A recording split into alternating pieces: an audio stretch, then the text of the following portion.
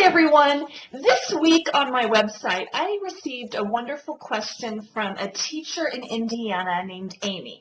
And Amy asked how can she tell if her student or students have dyslexia. She has a student that's been struggling with reversing their letters and she wanted some information on dyslexia. I want to start off by recommending a fantastic book by Dr. Sally Shaywitz. And the book is called Overcoming Dyslexia, and you can grab it on Amazon. And it is a fantastic book full of wonderful information that will help you as a parent if you have a child who's dyslexic, or if you're a teacher or an adult who works with students who might have dyslexia. One of the common misconceptions about dyslexia is the letter reversal. And I just want to say letter reversal is very common in the younger grades. So if you have a student who is reversing their letters in first and second grade, it's normal.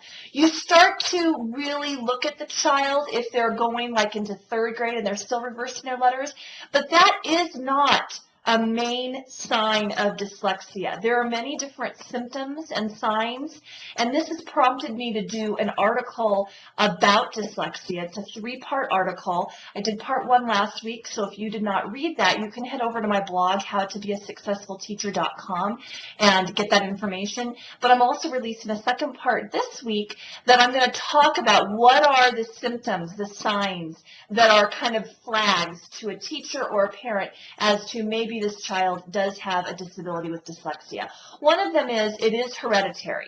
So if there is a history of this in the family, that's one sign. And another one is language development. So if a child was delayed in their language, that's a big key factor. But the one thing that I find really informative when I was reading this book is that they've done a lot of brain research, and they've actually taken images of a brain where a child does have dyslexia, and they've looked at the images of a child with dyslexia while they're trying to read, and a child that does not have dyslexia.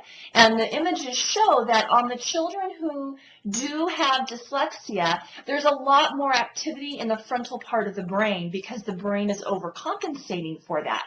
Well, they decided to do some intensive research in reading for a year with a study group, and after that 1 year of intensive reading intervention, they rescanned the brain, and it showed that the brain did rewire itself. There was not as much activity in the frontal lobes of the brain because the child was able to help with getting rid of the dyslexia. You can't completely get rid of it, but with the intensive reading interventions, you can really help a child improve their reading.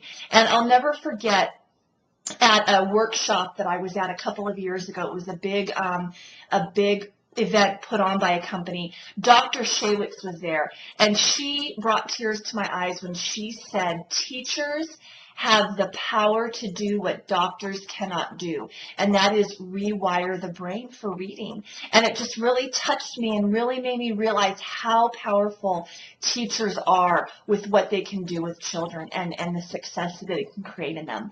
So look forward to my upcoming blog post about this, and thank you very much for your question. Remember, if you have any questions you want me to answer, you can head over to Facebook and post on my wall, or you can just send me a question through our contact page on our site, howtobeasuccessfulteacher.com. So have a great day. I hope this was helpful, and please pass it on to anyone that you think would benefit from this information. Have a wonderful day.